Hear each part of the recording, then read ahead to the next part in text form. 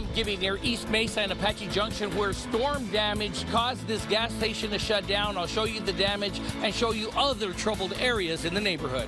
I'm meteorologist Kim Quintero in Apache Junction. About a half dozen water rescues happening today.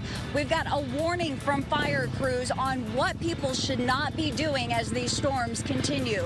And pain at the pump, attacks overseas to blame for this gas price spike.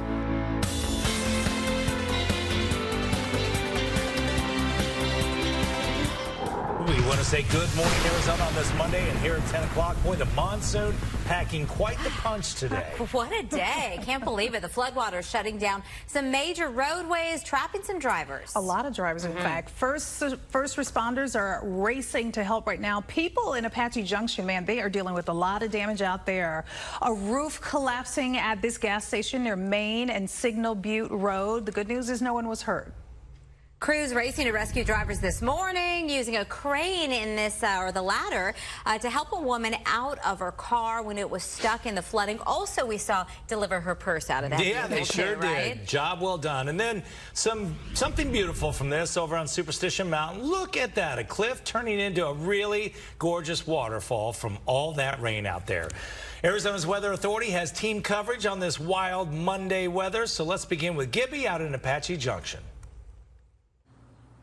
Guys, what a difference a couple of days make. And Scott, I don't want to correct you, but people have been calling me and saying, Gibby, you're actually in East Mesa. Apache Junction will start at Meridian. I say, okay, well, we've been in Apache Junction this morning. Look at this. This was a river this morning. Just a couple of hours ago, water was streaming from across that business over to this car wash, to this gas station here where a lot of the damage is.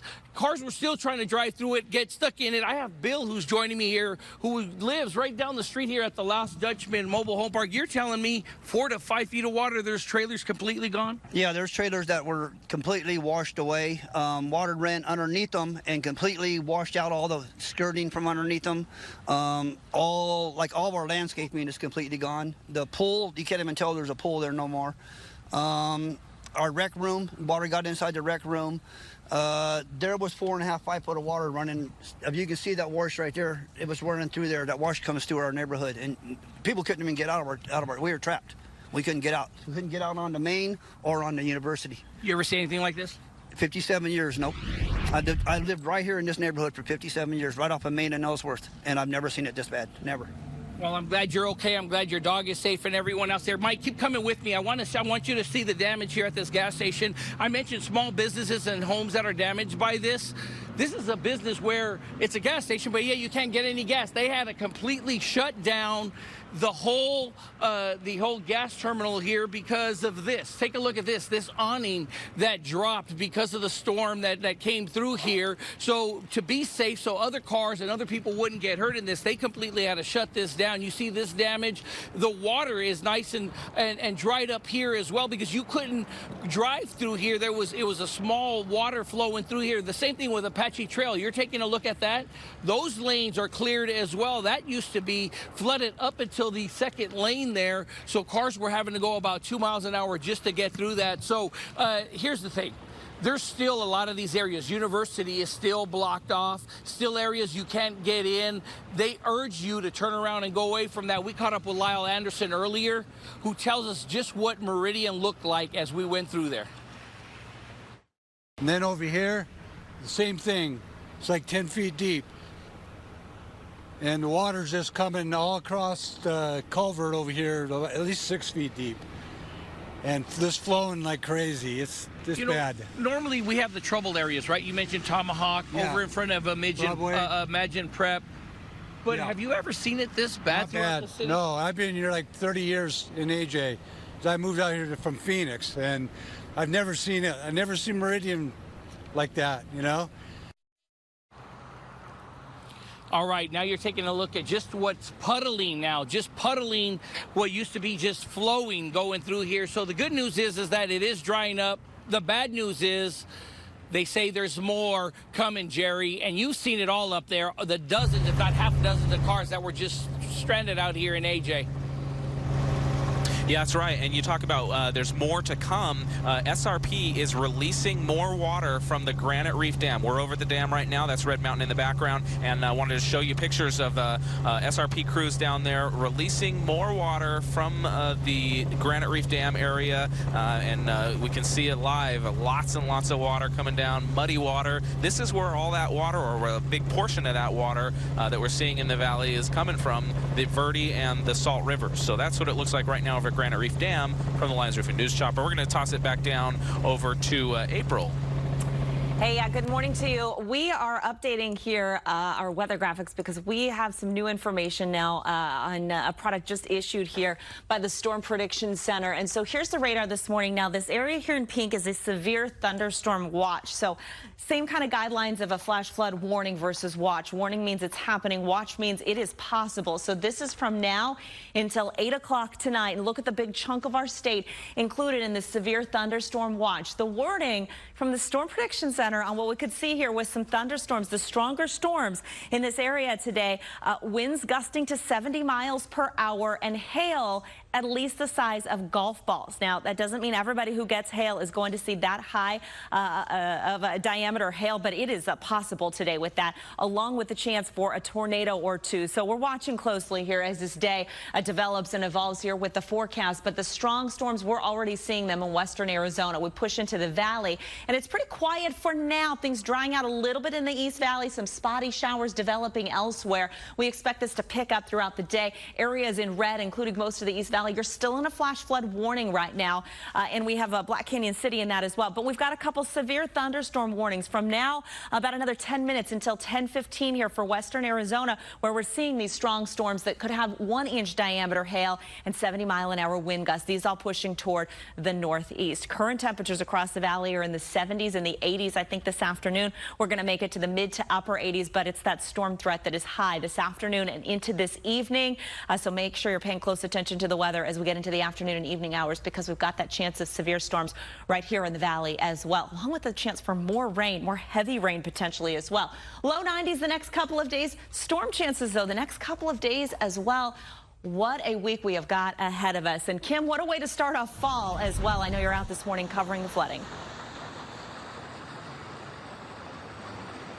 Good morning to you, April. So we're actually at Tomahawk and Broadway in Apache Junction. This was the scene of the latest water rescue that took place between Apache Junction and Mesa. About a half dozen water rescues. The water has receded just a little bit, but this road is shut down, and drivers are still trying to brave the flowing water. We do have police officers out here that are blocking some of the roadway. Nonetheless, people are taking their chances. If you take a look off over here, we've got a front loader that's actually scooping up all of the debris that was washed across the roadway as these floodwaters came through. We talked to Superstition Fire, Captain Castaneda, who responded to the last flash flood water rescue happening out here earlier this morning, just after 9 o'clock.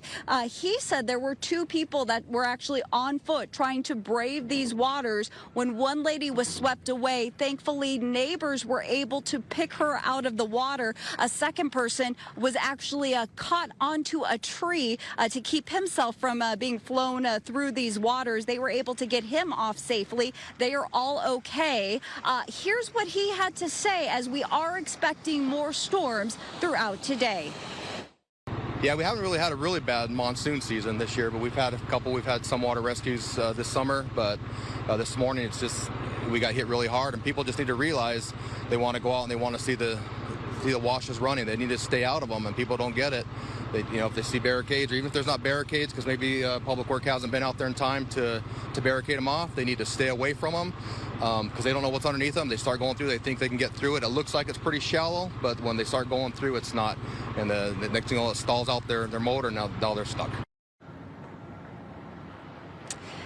And about 5 minutes away from this location off of McKellips in Maine, a mom and a daughter were also involved in a flash flooding incident. Thankfully, they were plucked out of the water as well. But when you cross these flooded roads, you take your life, your family's life, and the first responders' lives into your hands. If you do become a victim and you are encouraged to stay inside your car, call 911, and listen to the commands of those first responders that respond to your call. We are looking at, again, more flooding potentially happening today as we are forecasting more storms moving through this afternoon and this evening. Live in Apache Junction, I'm Kim Quintero for Arizona's Family. Good morning, guys. Yeah, what a difference a few hours makes, because a few hours ago, residents who live here off of Choya Street tell me that this street was actually like a rushing river. So bad so the water just sending its way into people's front yards and practically into their homes. I want to bring in Sean Robertson just to give us a little perspective. How bad were things this morning in this neighborhood? This morning it was really bad. It was actually coming closer to our front door. Back in 2017 we had flooding before, but this was 3 times worse. We had water coming up. Our neighbor behind me, she had like at least 3 feet of water on her garage door. People were flying down the road. I mean, and it kept pushing the water through our garage. It kind of made me wonder if I had to evacuate or not at that time. Now, this storm happened pretty quickly, a lot of rushing water coming into this neighborhood, but you suspect something else may have caused a lot of this water to come directly into this area. Yeah, I kind of think that the storm drains that the city put in on Delaware Street got clogged up. They've been working on it for about a year, and then I just think the drains got backed up, that the water just had nowhere to go but down the street and into Choya and Pinal Road, which is common for us over here. Now, our meteorologist Kim just mentioned that there's a possibility, highly likely, that there will be more storms throughout the day. What are you and your family doing to just be safe out here? Well, we're going to go get some sandbags and kind of put them up towards the beginning of the garage door and our front door, and even on our back patio as well. Kind of just get ready in case there's more downpour rain that we didn't count on, and just make sure it's built up so it doesn't get in the house. Thank you so much, Sean. Again, many of the people I spoke to in this neighborhood say that they've never seen anything like this. Another thing people want to be mindful of, there's still a lot of ponding on the roads. You want to make sure that you're not just running through those, speeding through those ponding areas, because that water is also going somewhere. Many times that's into people's front yards and into their homes. With that being said, I'm here in Apache Junction. I want to go ahead and send it over to Gina. All righty, and we're going to stay right there in that part of town. Erin, good morning to you. We were taking you to Crisman, right where it meets the US 60, where we've got all kinds of water on the roadway. I have to tell you, it's been receding as we've been watching it, but you know what else I see is lots of mud on the roadway. I'm not driving through that. Hope you're not either. I think it's fair to and a good idea to heed the warning. So let's talk to you about where we've got some of these closures because of that flooding. The one that I just showed you, it's at Crisman here on the US 60 itself, real close to Signal Butte. We've got some water on the roadway there as well. And then Meridian, right where it meets the US 60. Let me widen out the view and let me show you what Apache Junction looks like right now. We have as many as actually about 21 reports of flooding throughout the Apache Junction area. Be careful as you're heading out in this part of town. Gina, thank you. You can track these storms throughout the morning and on through the day, because this is going to be a one that's not going away just yet. You can get updates on the rain in your area by using our AZ Family mobile news app. She was always the light in the darkness. A mother on a mission, carrying on her daughter's legacy, helping families devastated by cancer.